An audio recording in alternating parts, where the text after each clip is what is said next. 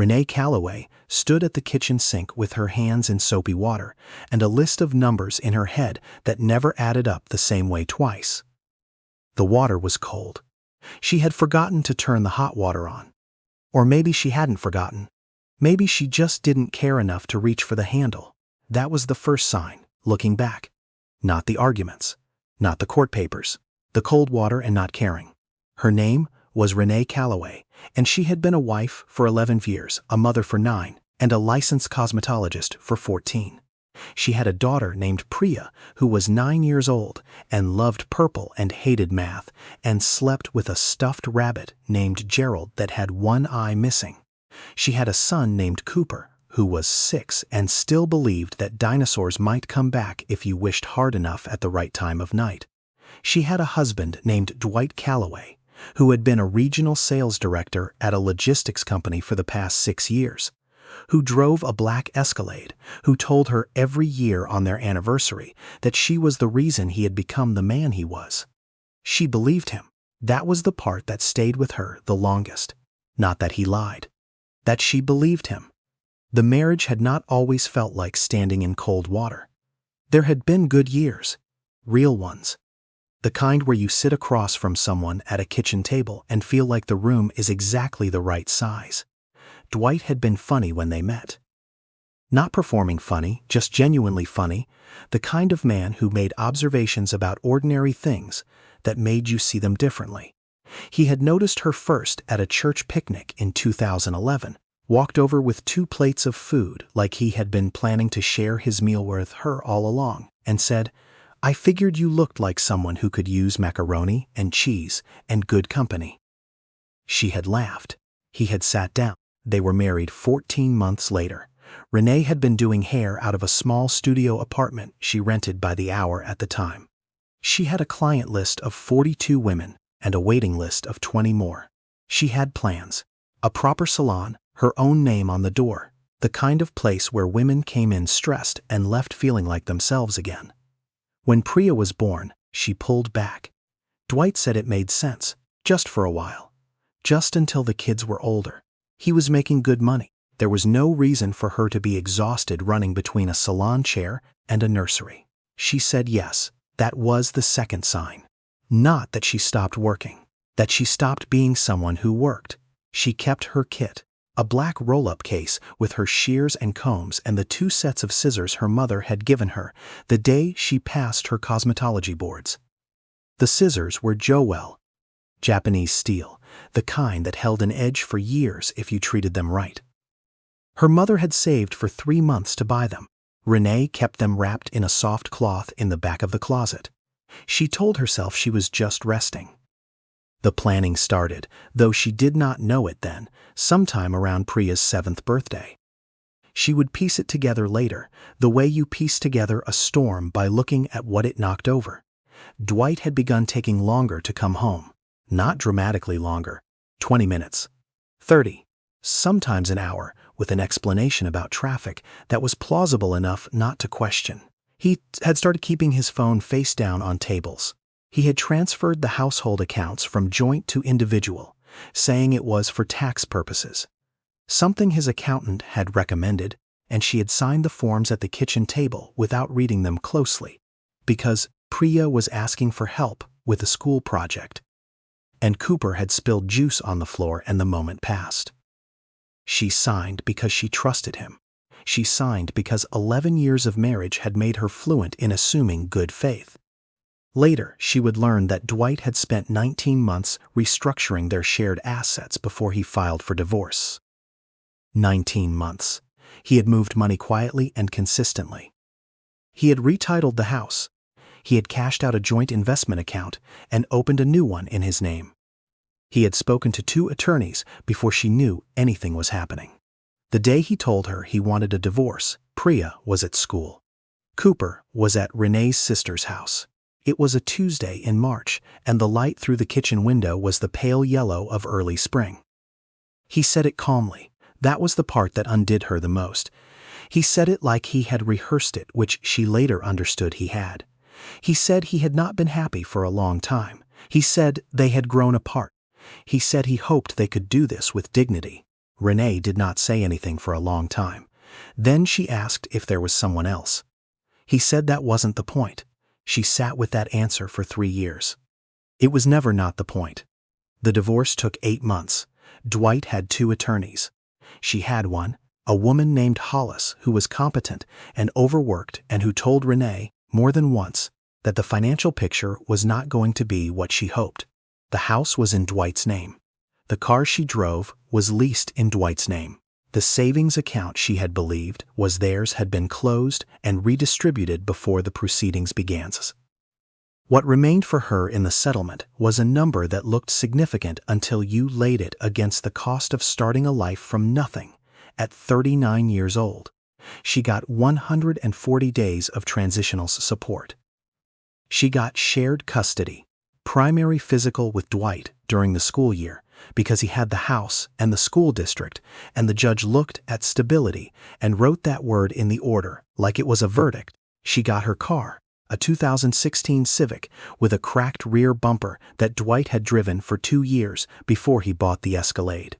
She got her clothes, her personal items, and the black roll-up case in the back of the closet.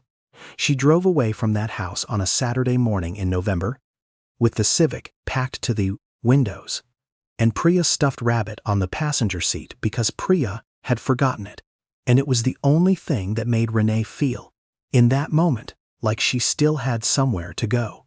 She rented a room from a woman named Beulah, who was 71 and hard of hearing, and charged Renee $400 a month for a bedroom with a window that faced the back fence. Renee had $480 left after the first month's rent. She sat on the edge of the bed the first night and looked at her phone and then put it face down on the mattress. She thought about calling her sister.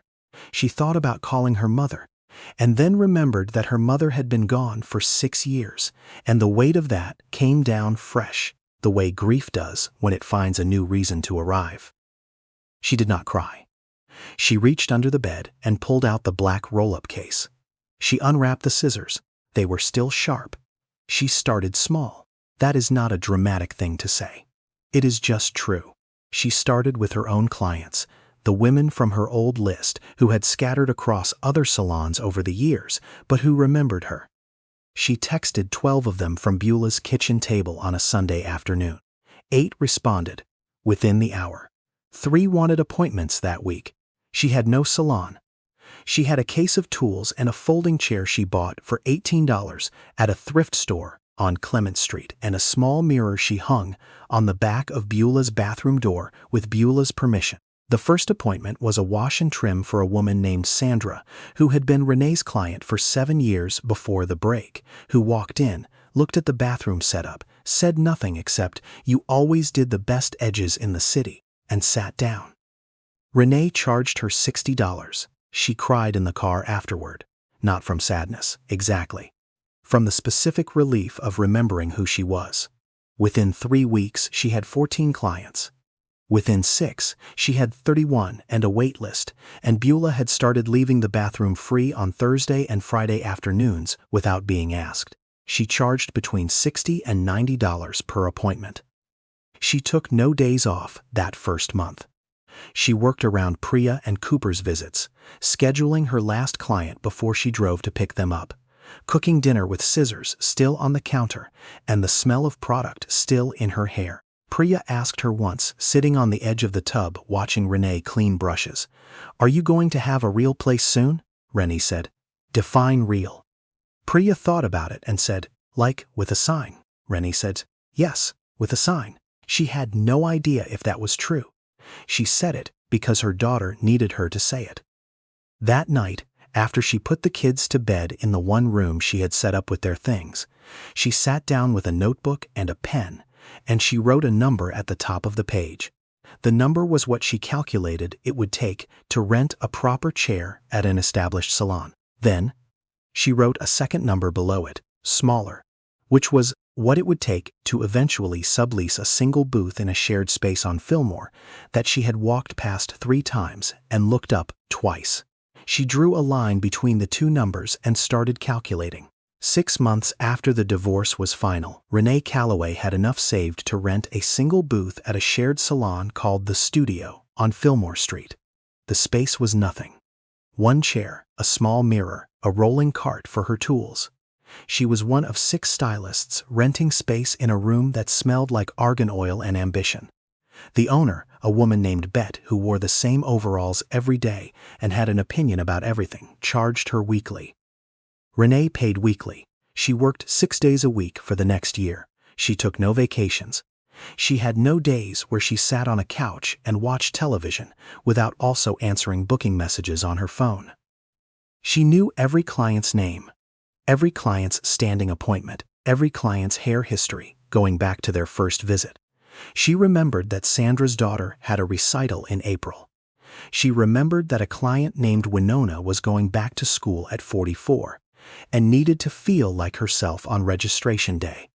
She remembered that a client named Patricia, who came in every 3 weeks, had told her quietly one afternoon that her husband didn't think she needed to spend money on her hair. And Renee had said nothing except, "Lean back a little," and done the best blowout she had ever done. The word spread the way it spreads when something is genuinely good and genuinely available. Not viral. Not overnight. The way rivers spread, patiently and without announcement, finding every low place. By the end of her first year on Fillmore, she had a waiting list of 62. By the end of the second year, she had 3 associate stylists working under her name, a sublease on a full corner of the studio, and a business account she had opened herself at a bank she had chosen herself with a password no one else had. She had also, quietly and over time, begun the process of petitioning to modify the custody arrangement. Dwight had not made it easy. He had a new partner by then, a woman named Suzette, who was 31 and worked in marketing, and who, by all accounts, was perfectly fine. Renee did not have strong feelings about Suzette. Renee had strong feelings about her children. What had come out, slowly, and then all at once during the modification proceedings, was that Dwight had not been attending Priya's school conferences. That Cooper had been picked up late from his after-school program on 4 separate occasions in one semester. That the homework logs Dwight had submitted in his initial custody filing showed dates that did not align with the school's attendance records. None of this was dramatic. None of it was the kind of thing that made headlines. It was the small, ordinary negligence of someone who had wanted the win but not the work. The judge looked at it the same way. Primary physical custody was modified to Renee 14 months after she filed the petition. She drove to Beulah's house that afternoon, even though she had not lived there for over a year. She knocked on the door. Beulah opened it, looked at her face, and said, "Come in. I'll make coffee." Renee sat in Beulah's kitchen and held a mug with both hands and did not say anything for a long time. Then she said, "I got them back."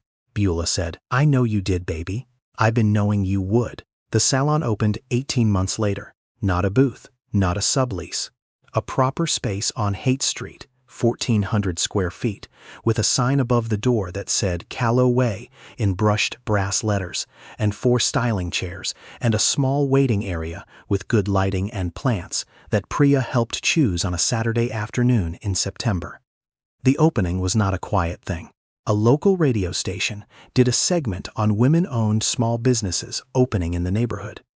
A reporter named Deja, who had a column in the local weekly, came in for a wash and write about what she called, in her piece, the kind of place that remembers what beauty is supposed to feel like.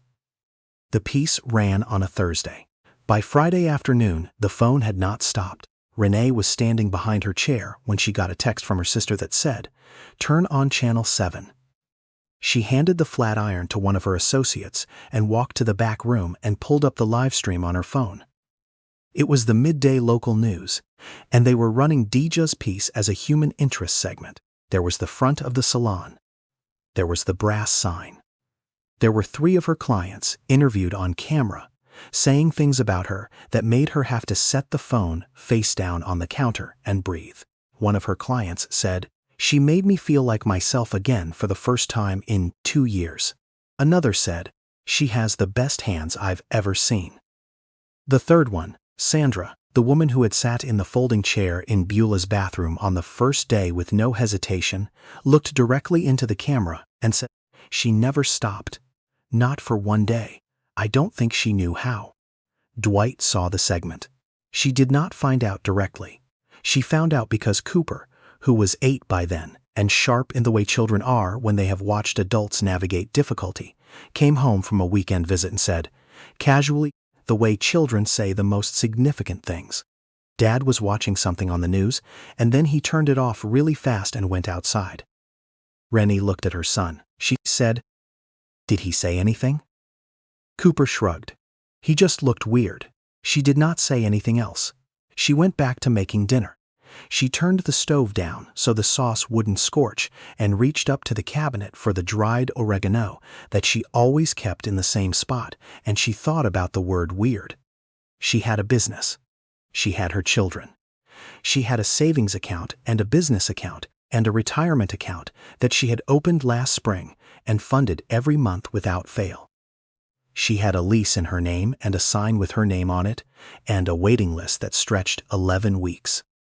She did not know what Dwight felt, looking at that segment. She was not sure she needed to.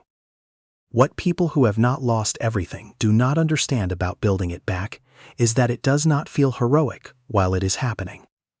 It feels like paperwork and sore feet and the specific loneliness of lying awake at 2 in the morning running numbers.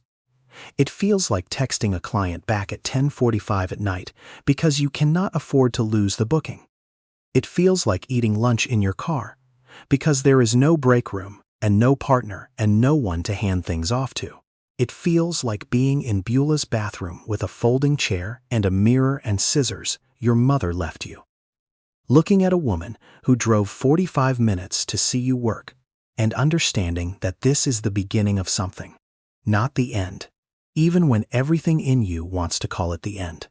Renee had a friend, a woman named Audra, who had been through her own version of starting over, who said once, over coffee, "The ones who come back always make it look easier than it was. That's not lying. That's just the mercy of distance." Renee thought about that a lot in the months after the salon opened, how the distance had been the hard part, not the destination. She had a photograph on the wall behind her chair. Not a magazine photograph. A snapshot, slightly overexposed, of her and Priya and Cooper taken on the day they moved into the apartment she had rented the year before the salon opened. They were standing in front of a door that was the wrong shade of green, the ugly green of landlord rentals everywhere. And all 3 of them were laughing because Cooper had just dropped a box, and the contents had scattered down the hallway, and one of the things that rolled out was the stuffed rabbit, Gerald, who had gained a second button eye somewhere over the years. She kept that photograph on the wall because it was the truest record she had of what the middle felt like. Not the bottom, not the top. The middle, when you are still in it and it is still hard, and you are still laughing because the rabbit fell out of the box. That was the part she never wanted to forget.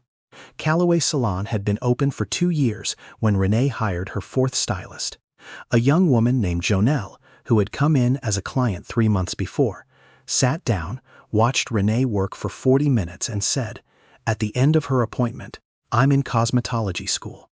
I want to learn how you do that." Renee looked at her in the mirror. She said, "Come back when you have your license. I'll make you a deal." Jonelle had her license 7 months later. She came back. The deal was fair. On Jonelle's first day, she was nervous in the way new stylists are nervous, careful and precise and a little stiff. Renee let her warm up.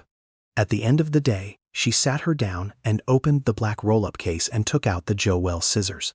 She did not give them to Jonelle. She held them so Jonelle could see them clearly. She said, "These came from my mother. She saved 3 months for them." "You know why a good pair of scissors matters?" Jonelle said, "Because a bad pair pulls the hair." Renee said, "Because the wrong tools make the same work twice as hard. You earn your tools. Then you treat them right. Then they work for you for 20 years. She wrapped them back up and put them in the case. She said, "Now, let's talk about your technique." Priya was 12 when she started asking about the beginning, not about Dwight, Not about the divorce, which she knew the outline of in the way children of divorce always know the outline, partial and slightly off-center and deeply felt. She asked about the folding chair, about Beulah, about how Renee had decided that scissors were the answer. Renee thought about how to answer that. She said, "I didn't decide. I just reached for what was still there." Priya said, "The scissors."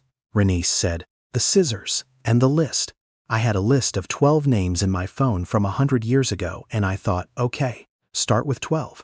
Priya was quiet for a moment. Then she said, "That was smart." Renee said, "It wasn't smart. It was scared.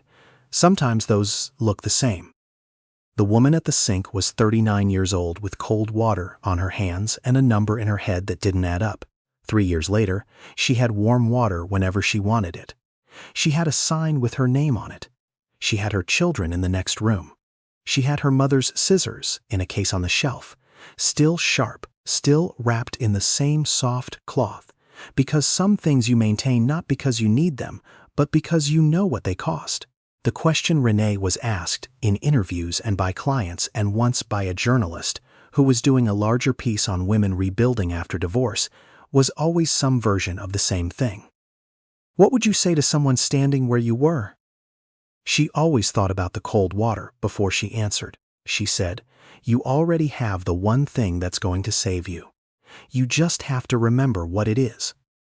What she did not say, because it was too specific and too private, and because it belonged to her. And when your ex-husband sees your name on the news and goes quiet and walks outside, you are not going to feel the way you thought you would. You're not going to feel triumph. You're going to feel something quieter than that. Something that doesn't need a word. You're going to feel like you finally put something down that you'd been carrying a long time. And then you're going to go back inside and finish making dinner. Because your kids are hungry. And that's the whole thing, right there.